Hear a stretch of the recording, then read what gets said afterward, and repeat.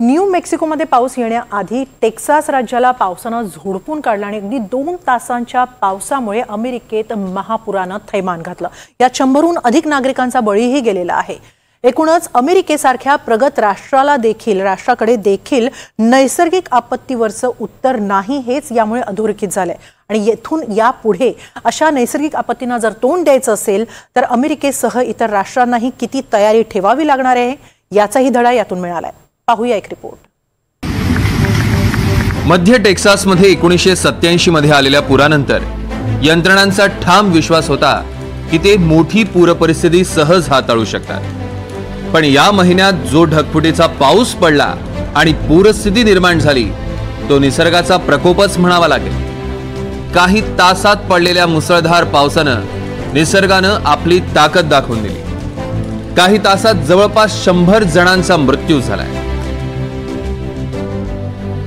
पर्यावरणीय बदलामुळे अतिवृष्टीसारखे प्रसंग वारंवार समोर येत आहेत, त्यांची तीव्रताही वाढते आहे असं सरकारी डेटा आणि संशोधकांच्या अभ्यासातनं अधोरेखित होत आहे। पण सामान्य जनता आणि सरकारी यंत्रणा दोन्हीही भूतकाळातील यंत्रणावरच विसंबून आहेत। त्यांनी पर्यावरणीय बदलामुळे निर्माण झालेल्या परिस्थिती जुळवून घेण्यासाठी निकषांमध्ये बदलच केले नाही। भविष्यातील आपत्तींसाठी अमेरिका तयार आहे का असा सवाल या निमित्तानं विचारला जातो। या दुर्घटनेच्या बाबतीत आपण आतापर्यंत पाहिलंय पावसाचं प्रमाण आश्चर्यकारक आहे। पर्यावरणीय बदलांमुळे असं मोठं पर्जन्यमान आतापर्यंत वारंवार घडलेलं आहे। जसं पृथ्वीचं वातावरण तापत चाललंय, वादळांच्या निर्मितीदरम्यान बाष्पाचं प्रमाणही वाढतंय। म्हणूनच संशोधकांनी तयार केलेल्या डेटावर नजर टाकली तर अमेरिकेतील प्रत्येक राज्यातलं पर्जन्यमान गेल्या 50 वर्षात 2% वाढलंय। पर्यावरण बदल ही सर्वात मोठी समस्या असली तरी अमेरिकन जनतेनं त्याला दिलेला प्रतिसाद अपुरा असल्याचं तज्ञांचं मत आहे। लोकांनी आपले निकष वर्तमानाशी जुळवून घेतलेले नाहीत। तुम्ही लोकांशी बोला, ते तुम्हाला सांगतील अमुक चक्रीवादळाच्या वेळी ते केलं, तमुक चक्रीवादळाच्या वेळी हे केलं आणि त्यानुसारच आपत्ती व्यवस्थापनाचे निकष ठरवले जात आहेत।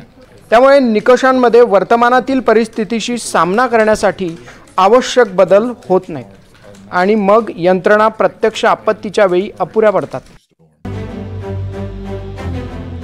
लोकांनी भूतकाळातील आपत्तींवर मात केली म्हणून आपण भविष्यातही त्याच अनुभवाच्या आधारे तरुण जाऊ असा विचार करणं सोपं नाही।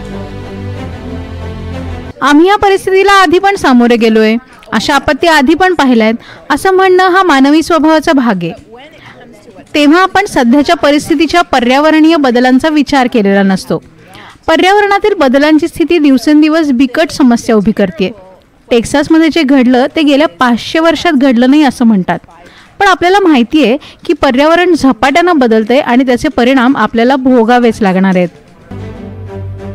वारंवार येणारी चक्रीवादळ, वणवे आणि त्यात ज्यांची हानी झाली आहे असे लोक म्हणतात, आमच्या बाबतीत किंवा आमच्या परिसरात असं काही होईल याची आम्हाला कल्पनाच आली नाही। पण ही फक्त पळवाट आहे।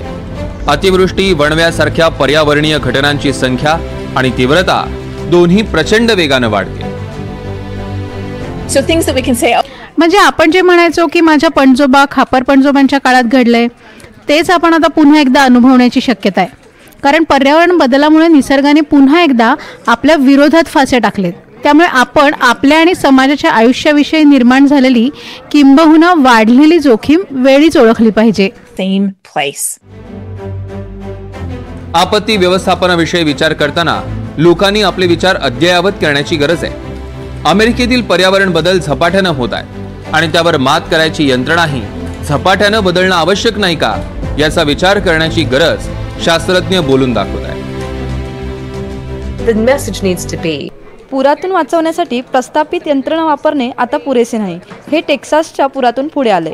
आपण हे ओळखलं पाहिजे की टेक्सास सारखे प्रसंग आता वारंवार येणार आहेत, त्यामुळे त्यासाठी आत्ताची यंत्रणा पुरेशी नाही। याचं भान ठेवून आपल्याला आपत्ती व्यवस्थापनात आवश्यक बदल करावे लागणार आहेत। जसा निसर्गाचा हा प्रकोप वाढतोय त्या प्रमाणात आपले प्रतिसाद देण्याची क्षमता वाढवणं आता गरजेचं झालंय।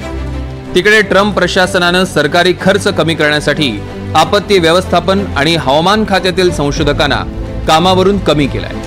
त्यामुळे केंद्रीय आपत्ती व्यवस्थापन यंत्रणांची क्षमता आणखी कमी होते।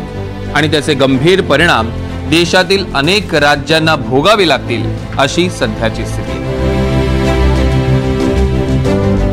Bureau report, NDTV Marathi.